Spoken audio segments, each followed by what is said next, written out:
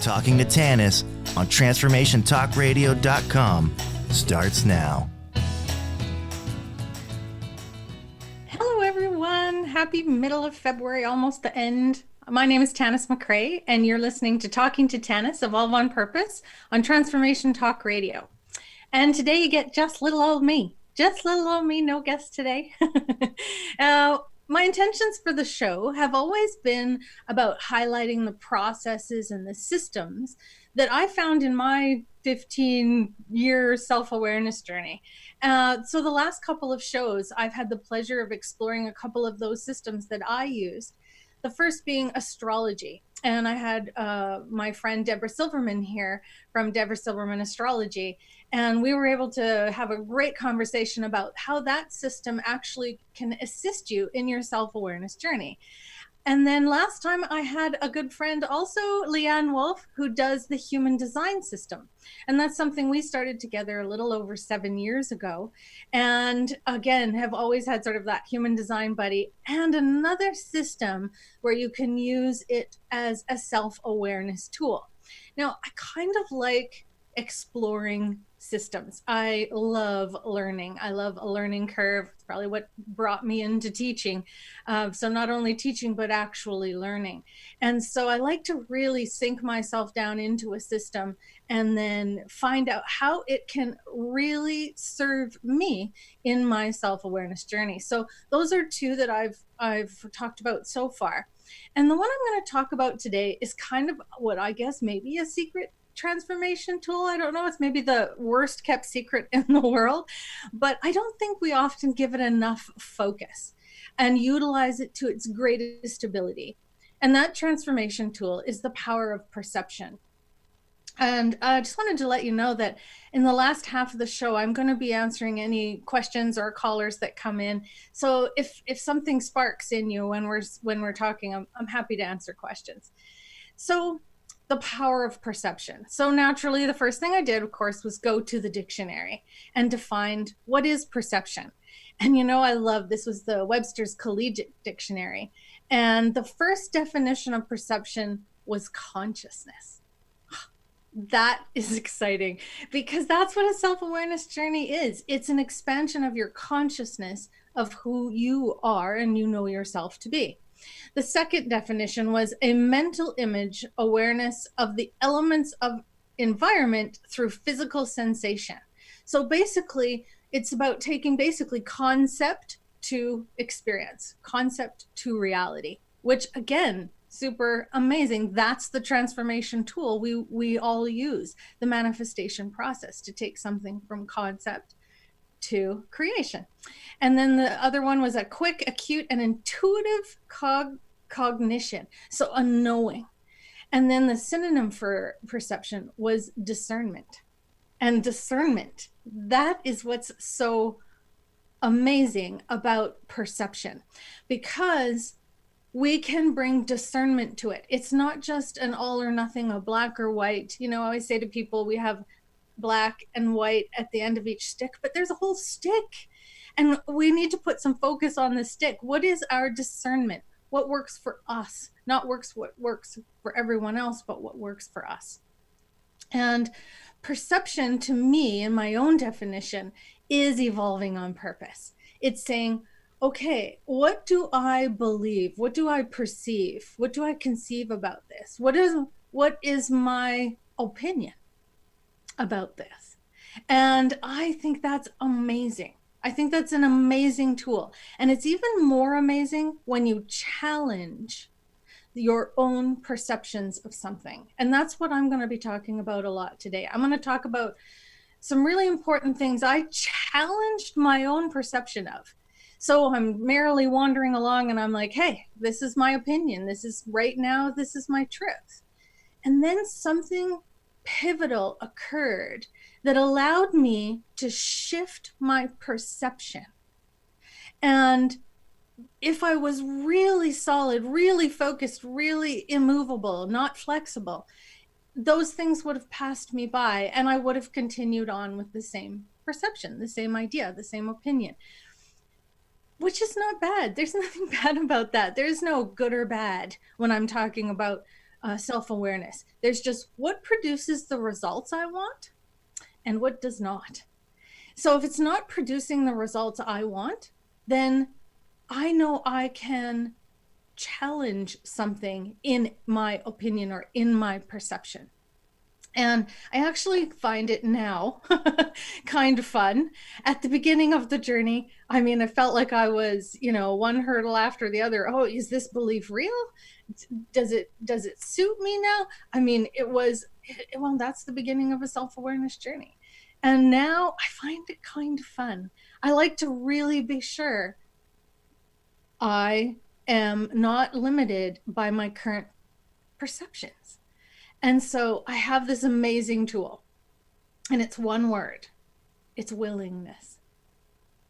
It's a willingness to be brave, to learn, to grow, to question, to be curious, to listen to other people's information, to listen to their perceptions, and then use that discernment, that incredible result of that discernment, and decide, does it match where I'm at in my experience right now? And I love how perception changes, not only individually, but collectively. So I like to joke with people, 600 years ago, we would have burned someone like me, 6, 7, 800 years ago.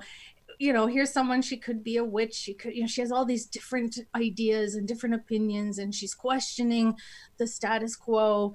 And, you might have brought your family for a little fun time with the witch burning. And now that, I hope, would be frowned upon.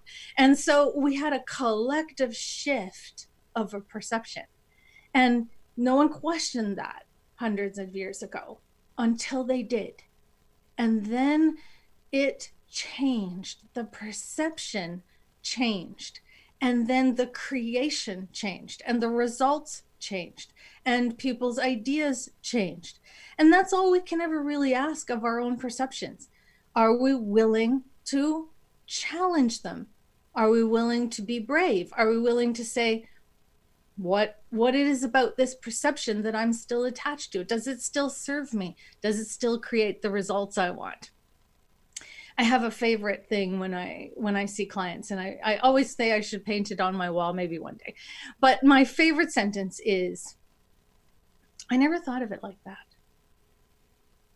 And that right there is where you're challenging a perception that you have. I never thought of it like that.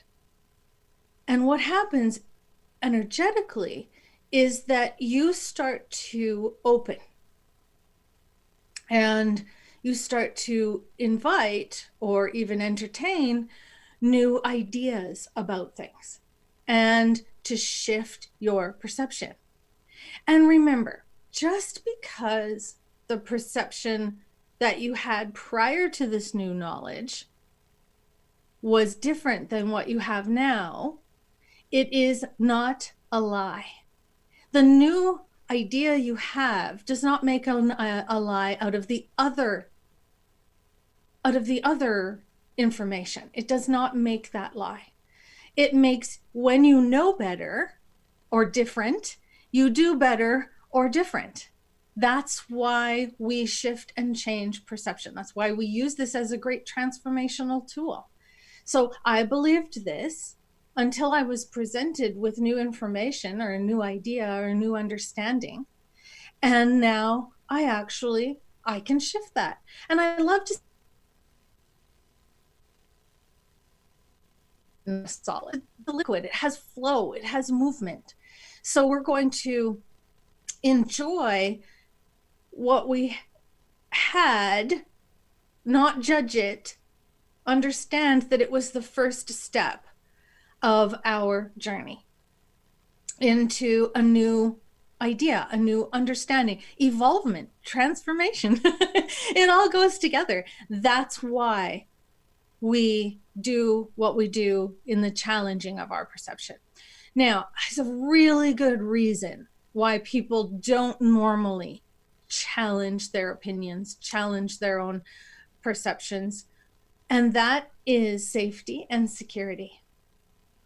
Opinions often make us feel safe and secure. They give us what we feel is something solid to hang on to believe, to operate from.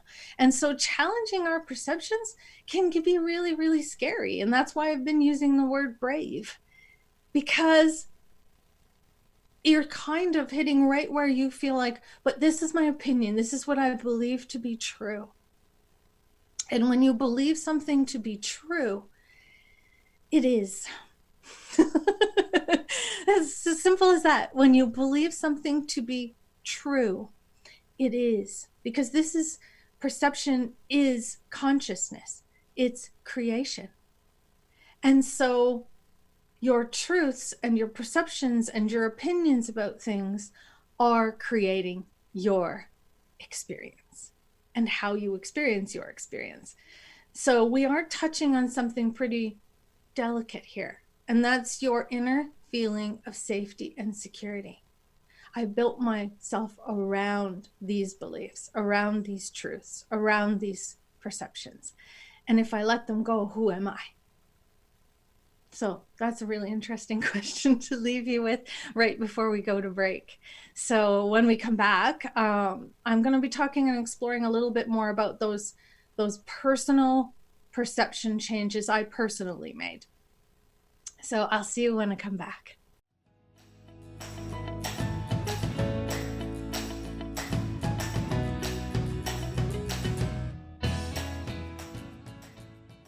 Hello, welcome back. Yeah, we're back to talking to Tanis with me, Tanis McRae. I left you with a really big statement. Yes, perceptions do actually create the reality of how we experience ourselves. And that question, I haven't thought of it like that before. I hope that kind of occurred to you, that what we are experiencing ourselves to be is in large part our beliefs and our experiences and our ideas and our teachings and our learnings and our everything. And so that all creates our perception. So I know we're kind of opening a giant can of worms here, but I think what a beautiful statement. I get to decide who I am. You know, my favorite saying, I say it at the end of every show: if you don't decide who you are in the experience will decide who you are. And me personally, I'd love to be the decider of that in my experiences, rather than allowing that experience to constantly decide who I am, which is the difference between reacting, being in reaction to life, or being in response to life, because life is going to carry on. And so why don't I allow my perceptions, my idea, my identity of me to be the decider of who I am in my experiences? So I want to talk about 3 personal challenges that perceptions I challenged, and I wanted to see if they were still limiting me, or if they were still allowing me to transform or to grow, or what they were doing. So the first one happened quite magically and beautifully. I was working with a client who had just broke up with her boyfriend. And because she knows about etheric chords, and I'll just take a moment here to talk about etheric chords in case you're not familiar with them. They're kind of a term we use in the healing biz, or the isness business, that is about sort of bonds we create with other people that often are not based in unconditional love. They're based in wants, needs, manipulation, fear, uncertainty, low self-esteem. These etheric chords start to connect us to our people in our relationships, and so we're connected at the end of chords. And we're largely a cordless society now, because cords are limiting. I don't know if you remember telephones with cords, but I certainly do. And you couldn't go too far away from the phone. That's a limit. And so etheric cords have that same limitation. It feels like you just can't stop thinking about that person, or having feelings about that person, or you're still angry about something that person did when you were sharing an experience. These are in the healing business referred to as etheric cords. And when I first came into the healing business, it was a common practice to cut etheric cords because they actually are an energy drain.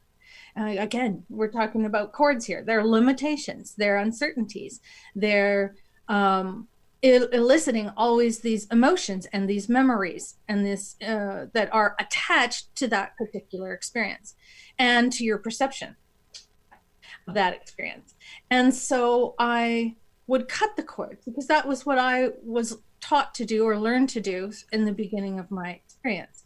And lots of people still do that. And again, we're not talking about anything right or wrong here. I'm just challenging my own perception and giving you something I learned.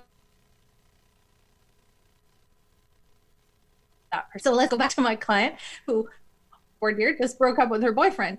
And so because she knew about etheric bonds and cords, she asked me, can we deal with the etheric cords between us? And I said, certainly. You want to cut the cords? And she said, well, actually, I still really like him as a person. Cutting seems such a violence. And I was reminded at the times when I did do cord cuttings, and often they would be responded to with, and there would be this large gasp or inhalation, or it was a more violent act to the psyche, to the body, to the energy. And so the moment she said that to me, I don't really want to cut them. That seems kind of violent. In my mind's eye, I saw shoelaces. And I immediately challenged the perception of cutting etheric cords with that picture of shoelaces. And so I walked her through an etheric cord untying. And I loved it. My perception was absolutely changed. I thought, this is so much kinder. This is so much more taking responsibility for your part of the cord. And so I'm going to do something that's a little bit fun. I'm going to walk you through a cord untying. And so if you would like to try it out, you can see and feel the difference between the energy of cutting a cord with a violent act or the energy of a cord untying. So when I challenge my perception, this is now how I assist people with etheric energetic cords. So get comfortable, take a nice deep breath. Feel it go all the way to your belly, that breath. And become very, very present in your body. Feel the chair or wherever you're sitting support you. Right there in space, you're being supported by air and a breath. And now I want you to, in your mind's eye, place someone in front of you who you feel you still have a limiting bonds with. Someone who still takes up a lot of your time and your energy and your thoughts, if not in the physical, certainly in your mind or in your emotions. And just place them in front of you. Nothing's happening, no words are being said. And then I want you to look down energetically at your own body. And I want you to perceive, conceive, imagine, pretend if you see those cords. Oh, they're there. All different sizes and shapes, but they're all stretching out towards that person. I want you to follow those cords coming from your body until you find the knot. And I want you, with very mindfulness and presence and love, acceptance, bravery, to untie the knot. If the knot seems a bit tight, lean into it. Make the cord on your side go slack, and the knot will magically loosen. And as you untie the knots, those cords are going to come up and wrap around one of your hands, your cords. And the other person's cord that you tied yourself to is going to gently fall away. That is their responsibility. It has nothing to do with you. This is something you're doing for you. And keep wrapping those cords around that hand, untying, untying, getting rid of those limitations, those attachments, and those bonds that no longer serve you. Remember, these are never love bonds. Love bonds are not limiting, so they are not connected with an etheric bond.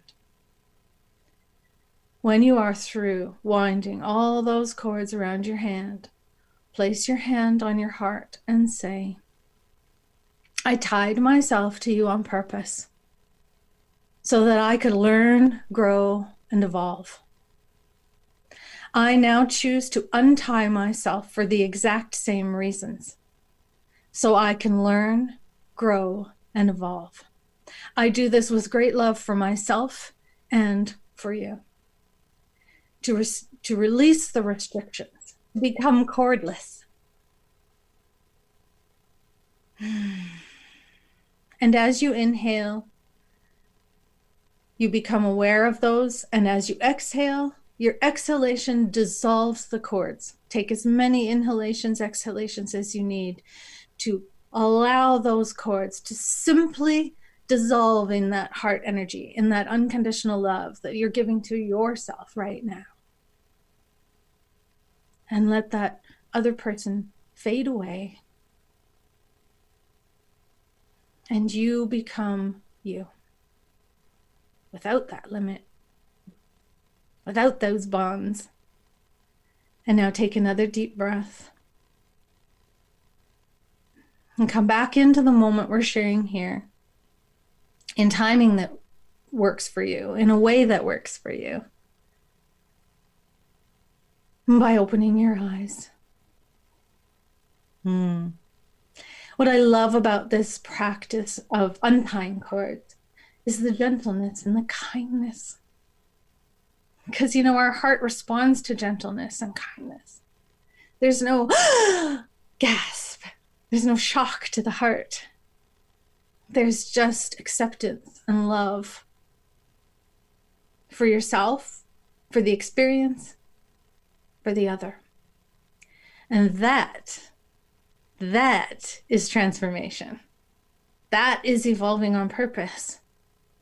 That is allowing you to decide, who do I want to be in relationship to that person or that experience? It's a yummy feeling, isn't it? And I'm so grateful to that client who said, oh, I still really love him as a person. It seems kind of violent. And then to that beautiful vision of shoelaces. I hope you enjoyed that. When we come back, I will be talking about the next two big ones that I challenged: self-worth and protection. I know, they're biggers. Stay tuned. I'll be right back.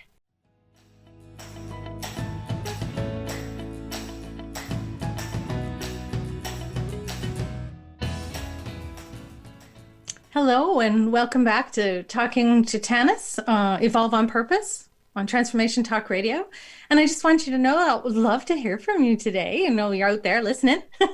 You can call in, and I'll take some calls after I've gone through the next segment of the two challenges. That number you can call is 1-800-930-2819. So I look forward to hearing from you. Love talking with people.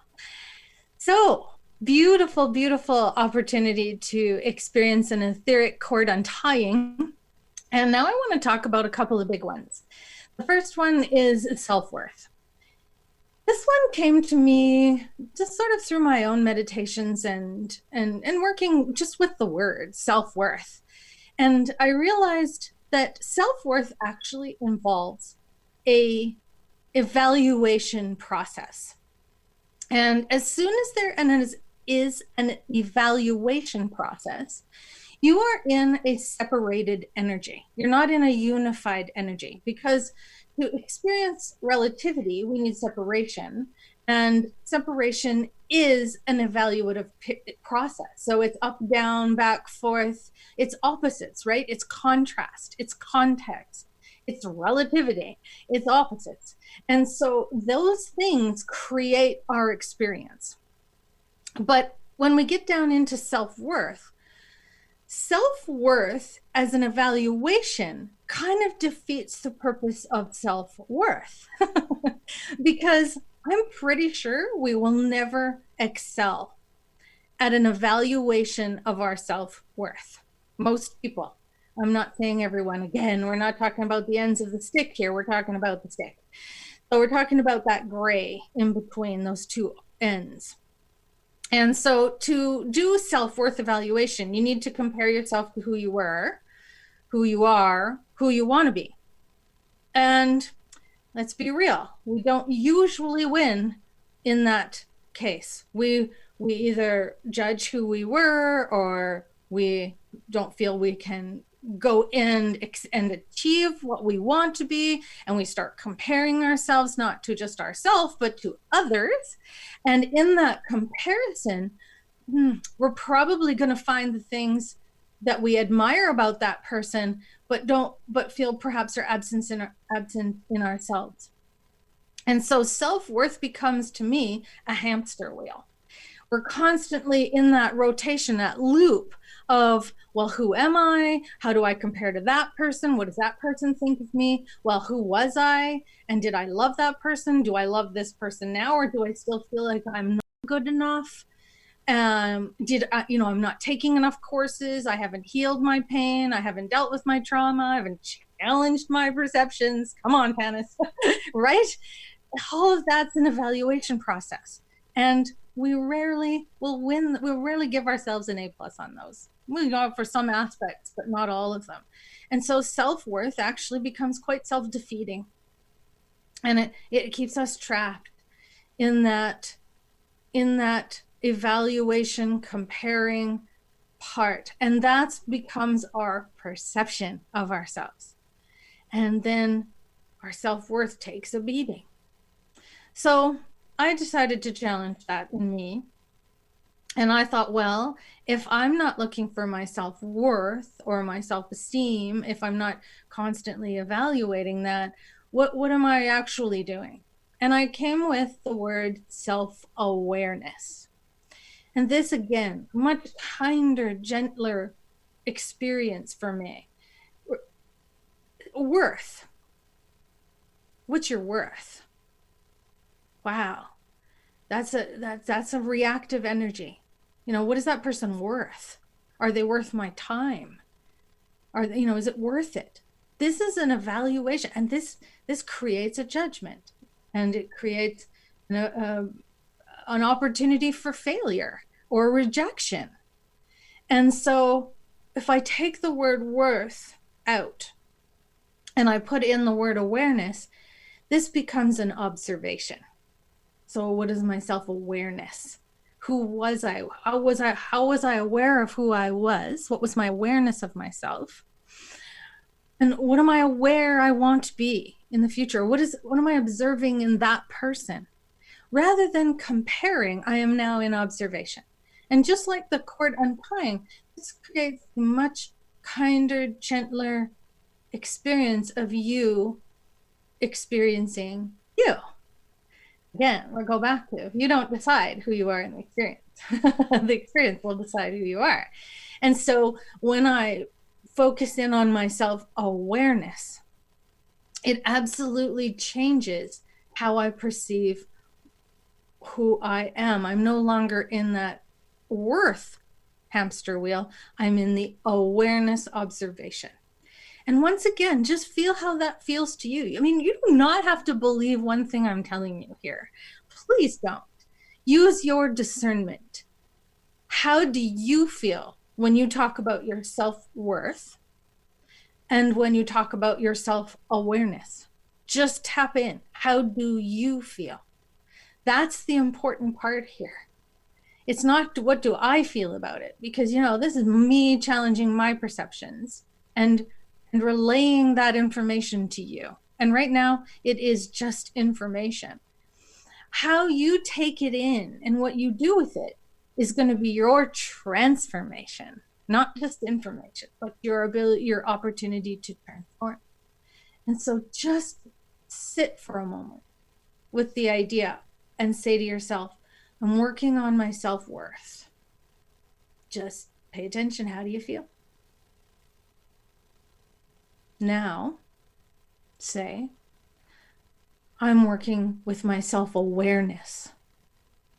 How do you feel? I know how I feel. How do you feel? And that's how you know you can shift your perception. And if you feel nothing, it's okay. Continue on. If you have a really good sense of yourself saying, I am in my self-worth, I have self-worth, then you run with that. That's yours. Run with it. Enjoy it. Don't adopt my perception. The third thing I challenged is a biggie, especially in the healing world, because it's all around protection.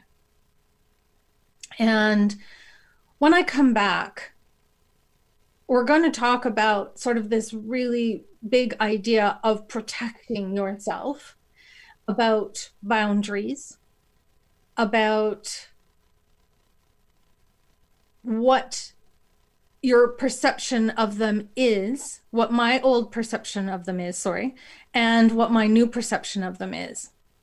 And I have talked about this for quite a few years with a lot of my clients, and it's really, really worth challenging just to see if where you are in your idea about protection, self-protection. And I mean this in a sense of energy, not in the physical protection, which I'll go into more. So thank you so much again. And our break, think about the difference between how you feel about self-worth and self-awareness. And I will address protection when we come back. Don't forget, you can call in 1-800-930-2819. I'll be right back.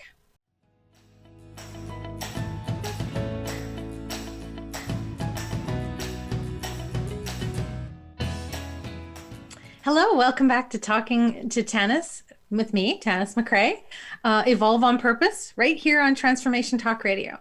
And don't forget today, I'd love to hear from you. And so you can give me a call at 1-800-930-2819. And now I'm going to tackle a bigger perception. And that is the perception of protection. Now, I want to be very, very clear that what I'm talking about here is not physical protection. I'm talking energetic, mental, emotional, spiritual protection. Physical protection is a completely different ballgame. I say being human's hard. We should be wearing helmets. I mean, we have a fragile body. It can be broken. Please don't mistake when I'm talking about this as a physical experience. If there is physical things you need to protect yourself from, wear your seatbelt, don't wander around sketchy areas. You know what I'm saying? Please, please, please do not mistake me. I'm talking more about energetic protection, emotional protection, spiritual protection, the protection of your beliefs and whatnot.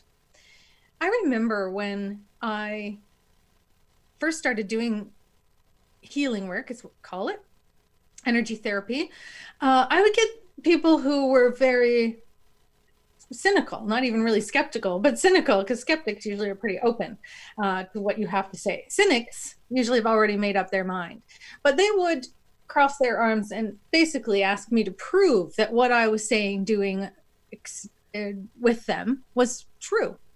And I asked my guidance. I'm like, how can I stop that experience, really, needing to protect myself, my emotions, or my feeling of rejection from that? And I got a really great answer.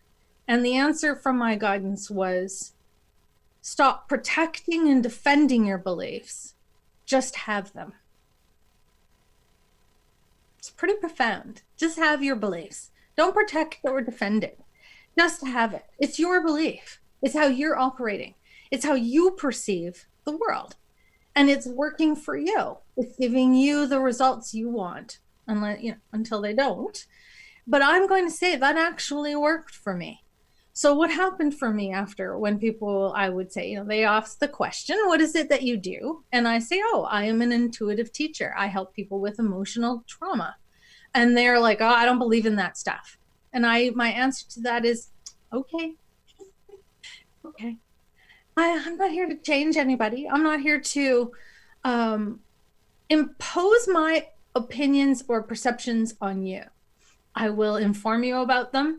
And if we meet and we're in alignment and you want that kind of assistance, I will go to the mat for you. I will absolutely assist. I will use all the tools in my tool belt to assist you, but only if that's something you want for you.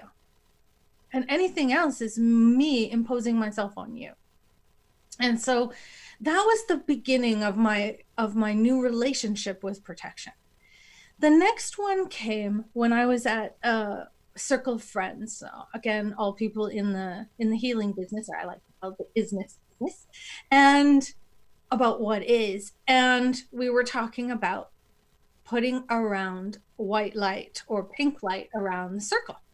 And we had a new person in the circle, and I believe it was someone's husband. You know, it was a long time ago now and I can't remember, but I remember him saying, well, I don't understand, what are you protecting yourself from? Aren't you all coming from love, not fear? And in that moment, my whole perception of protection changed. Like it was a thunderbolt change. It was, wow, that's true. What am I coming from here? Am I coming from love? Or am I coming from fear? What do I want to come from? So my understanding of energy, you got to throw out the physical laws. There are no physical laws around energy work. Well, there are, but the actual physical law that I was talking about earlier around protecting your physical body don't apply when it comes to your emotions. I mean, you can wear all the seatbelts and padding and helmets you want. You're not going to protect yourself from being hurt emotionally. You know, unless someone's created an emotional helmet out there, I don't know, but I think that would be, I mean, you know, people would be buying them because people want to protect themselves from emotion. They want to protect themselves from what they call bad energy or other people's anger or other people's rejection. And those are all intangible. They're all emotional. They're energy. So I see energy as if it were the smell of the cookies you're baking. So how do you tell the smell of the cookies you're baking not to go into the living room? You can't. The smell of the cookies is going to go where it is going to go. And that's what energy is like for me. So I don't think putting out barriers or boundaries actually affects energy for me in the same way, because in my mind, that's a cookie smell. And how can I stop that from coming? By putting light there. Now, once again, you do not have to adopt my opinions. Remember that. Or my perceptions. I'm just telling you the one I challenged for me. If your perception is that that light protects you, please continue to do so. But because I challenged that perception in me, I wanted to know, what would I do in place of that? And I realized that it's not about protecting myself. It's about staying fully oriented in myself, not bleeding out. So here's a great way for me to explain it. When my husband and I went on our honeymoon, many moons ago now, to England, we went to a place, and I don't remember exactly, I think it might have been Plockton. Anyway, we were there and we noticed that all the farms were fenced in, but none of the fields were fenced in. And we realized this was because the sheep are allowed to go anywhere, except for the houses. Really, what is a good analogy for boundaries? You aren't putting up boundaries to keep other people out. You're putting boundaries to keep yourself safe and in here and oriented in here. This is me. And the sheep can have whatever they want out there. I'm not protecting myself from the sheep. I'm just creating a space I don't want the sheep to go in. And so now, because that's my space, and I want to clean up after all the sheep. And so now you have sort of a visual of how I perceive boundaries for me. And so that's, I want to stay fully oriented in me. I'm not keeping people out. In fact, I want to watch the sheep. I want to see how they interact with their environment. I want to feel them. I want to know them. I want to interact with that energy. But I don't want it to compromise mine. So that's my job. It's not about me keeping them out. It's about me staying oriented in my own. And that addresses protection to me, because now I'm fully oriented in my own energy. And I'm in the observation of other people's energy. And to me, that's coming from love for myself, rather than fear that somebody else's energy or emotions or thoughts are going to decide who I am or compromise my space. I know it's a massive rearrangement, but boy, did it free me. It freed me from a fear. Because I don't actually believe energy is good or bad. I believe energy is heavy or it's light. So energy that's heavy affects you quite differently than energy that's light.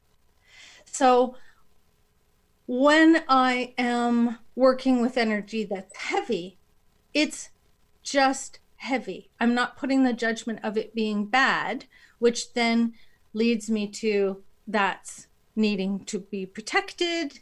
And then I need to put up boundaries. I need to put up walls. And pretty soon it just starts to build on itself.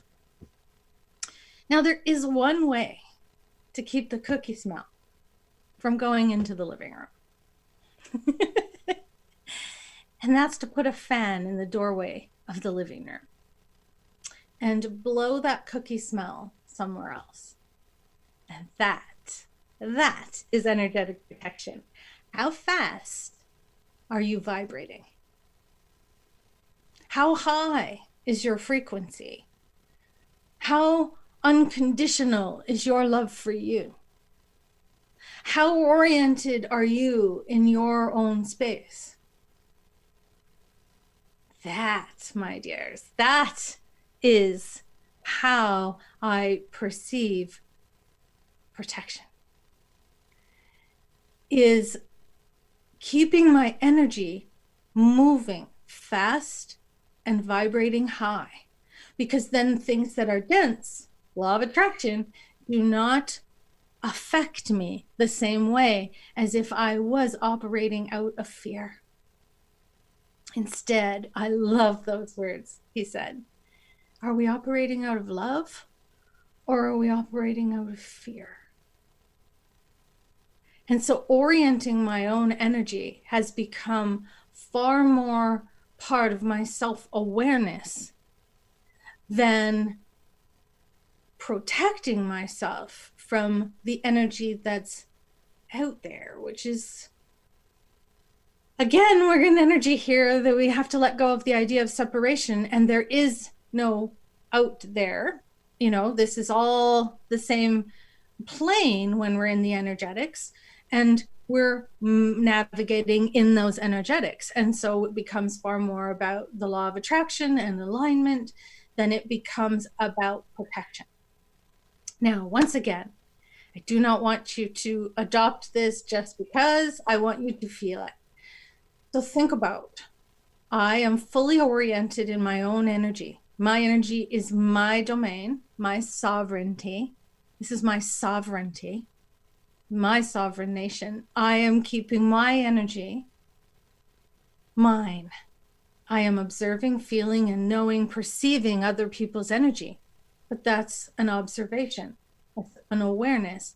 There's no responsibility here for me, other than maybe empathy.